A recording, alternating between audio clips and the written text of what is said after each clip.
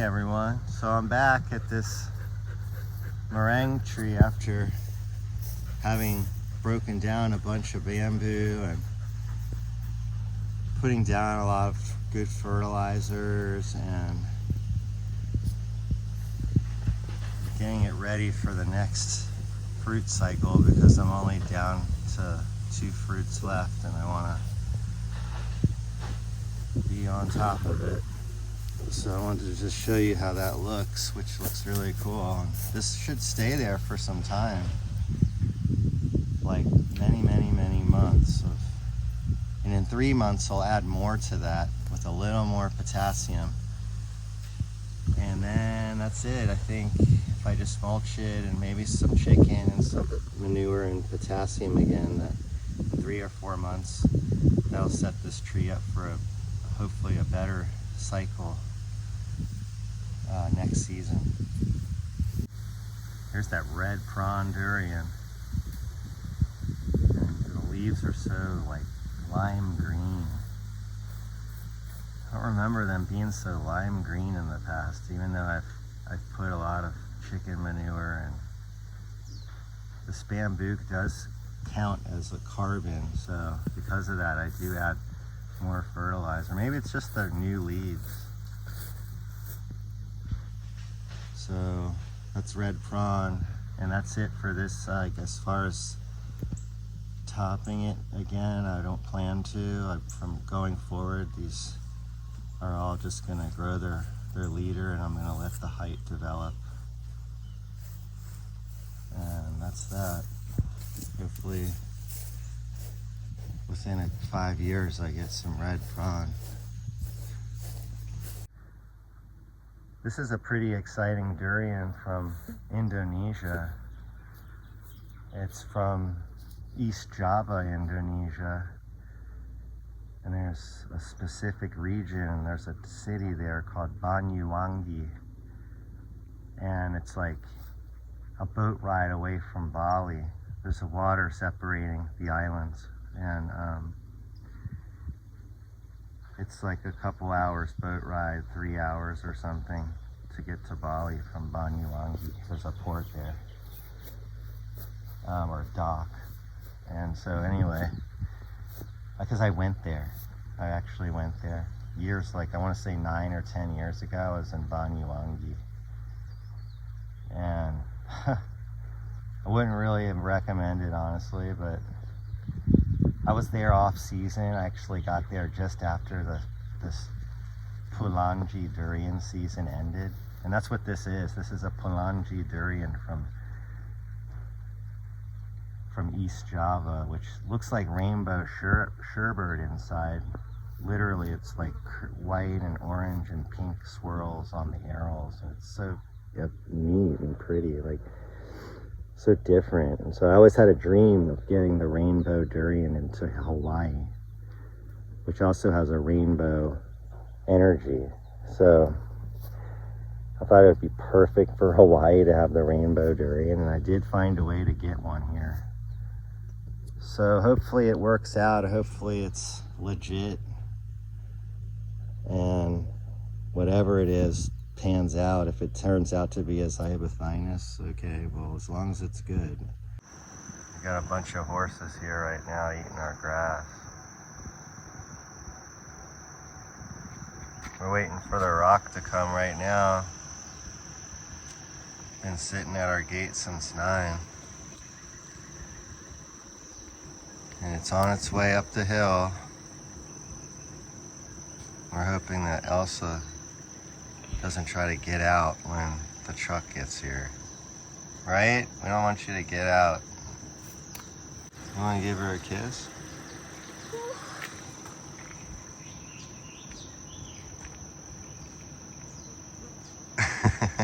Good boy, Cyrus. Cyrus wanted to give you a kiss, Elsa. Oh, Elsa, you're so nice.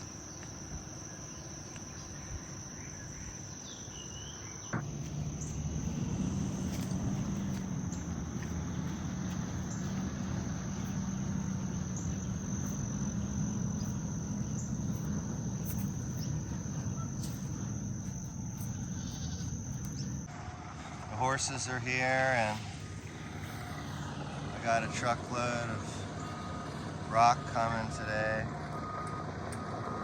so we can create the entrance to this new zone I'm clearing. This truck's coming down, and man, he's tearing up my whole farm. This is the thing I hate about this, is that every time one of these trucks shows up here, it just rips your whole lawn to hell. Here's the nightmare playing out. It's the truck with the rock that's too heavy that shows up and just sinks into everything it drives in. And he can't even get to where I need him to go. I thought it was going to be so simple, but nope, forget it. He's coming back. He's tearing up the earth is getting all tore up.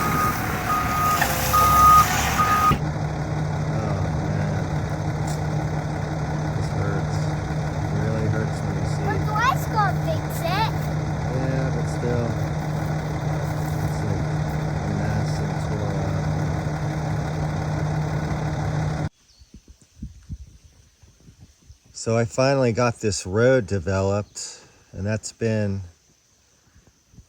it wasn't planned. I didn't really think basically what happened is you saw this dump truck come in and it sank. So what ended up happening is I had to get 3 loads of 1.5 inch minus drain rock to come, and it got stuck. Thankfully the excavator got him out, but yeah, all this land is very soft when it's wet, and when heavy loads of whatever material show up here, whether it's mulch or rock or whatever, the trucks sink and it creates a big mess. And in this case, he really sank and it created a big, huge mess, but it's all fixed now. We're gonna drive down there. We're gonna check out this new zone that I've opened up, and we're gonna look at how the durians slope my big 4, what I call my big 4 durians, because they were my first 4 durian plantings here. How they slope from behind, and how I recreated this Penang, Malaysia vibe. So let's go check it out.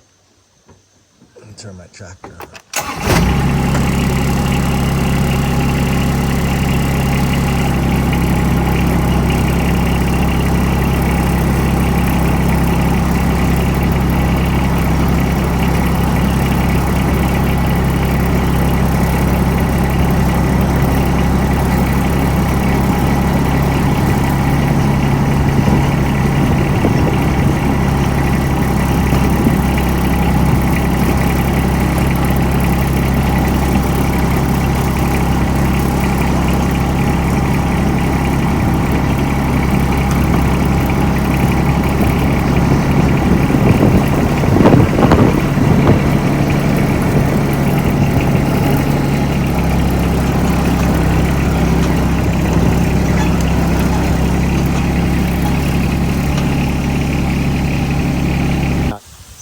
My inspiration was from Penang, Malaysia, and when I saw this differential in the land, I just was like immediately just drawn to wanting to grow durian here.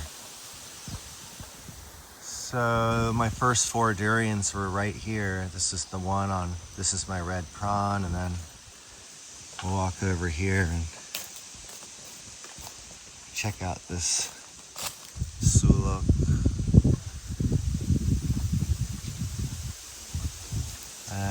It's disappointing when you've worked super hard and your trees, I've been cutting them so much that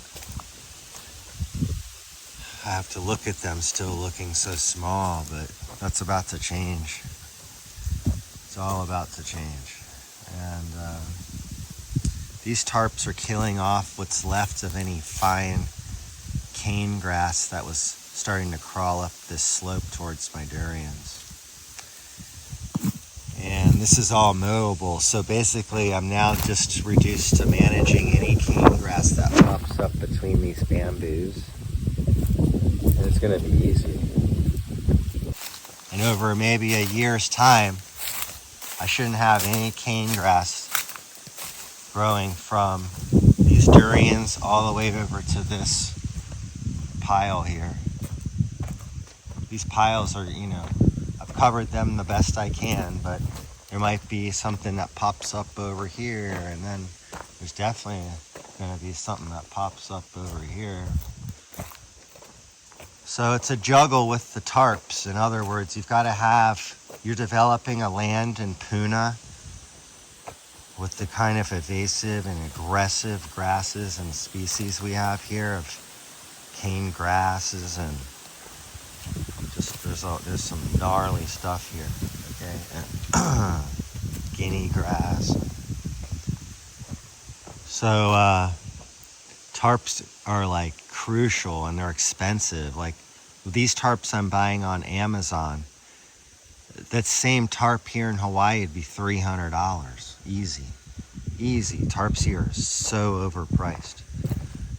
This is something I get on Amazon for $150 each, and it's a 20 by 30, and they're really heavy. Like they don't just degrade in the sun or anything like that.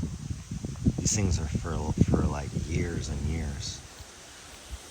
So I use tarps, and the more zones you open up, the more tarps you're gonna need to control situations that you can't mow.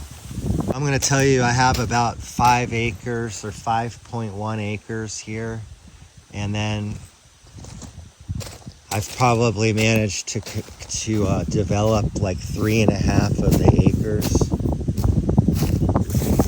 And like 1/3 of an acre is for animals right now. And this down here will probably end up being for animals too, like a couple cows down here, fenced off in a big zone here.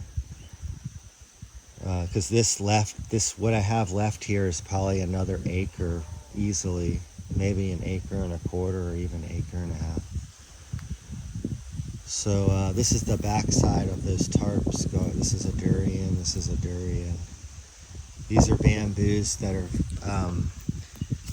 aren't heavy bamboos. This is some light stuff. This is Bambusa textilis, and I guess the leaves were used in human history to make cloth with. And so yes, I've been opening up all of this and keeping it open and airy for these durian, like this emder. And the sun comes from an angle where the backsides of these durians aren't getting 100% of the light. Also because I have these windbreaks here, which block some of the light that's coming from this direction in the morning. The light comes over like this. So these trees get some morning sun coming through this bamboo, but not until about 10:30ish in the morning they start getting hit with like full sun. So you can see most of the growth is out in this direction, and on the backside there's only one or a couple branches.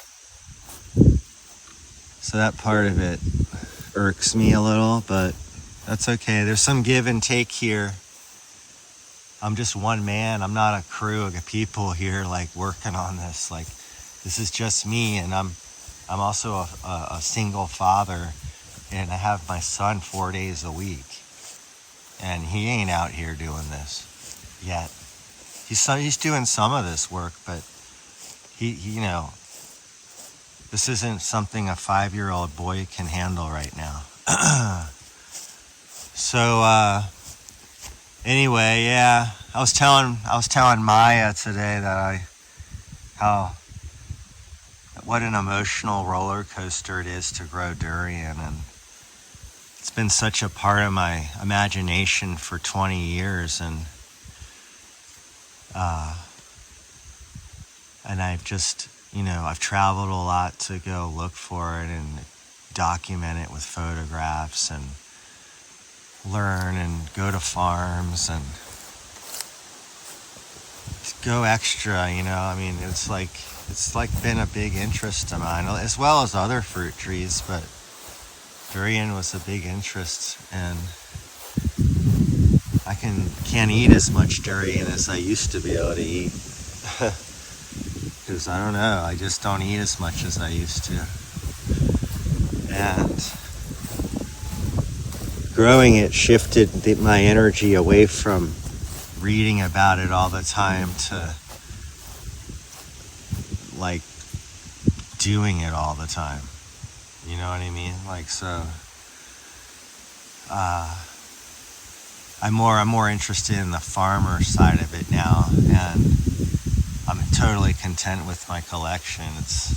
There's always new durians coming, and so only, you know, someone with a lot of land can continue to keep collecting all these genetics. And then some of them aren't really for me, like as far as the quality or just whatever. There's probably 6 or 7 that I cross off the list of available durians right off the bat.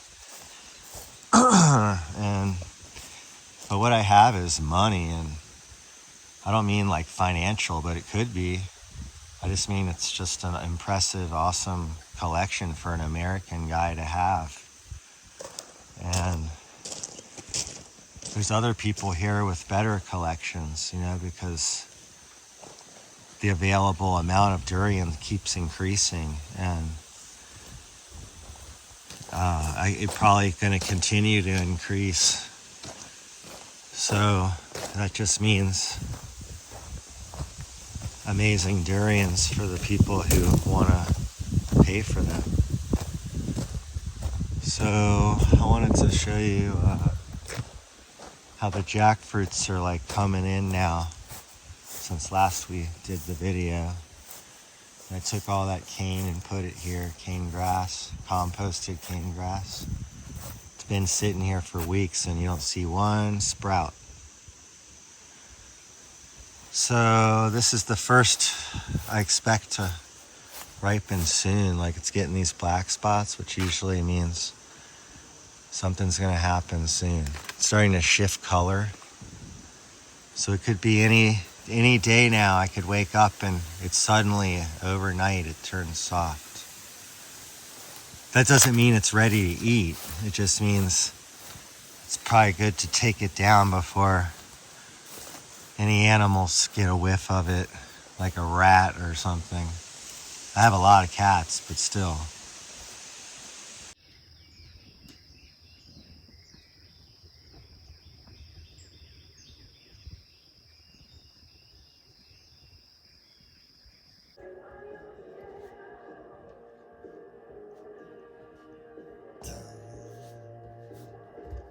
Round and round, vivid time.